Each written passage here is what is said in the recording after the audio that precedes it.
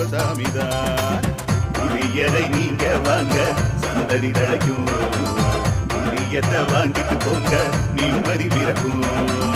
புளியரை நீங்க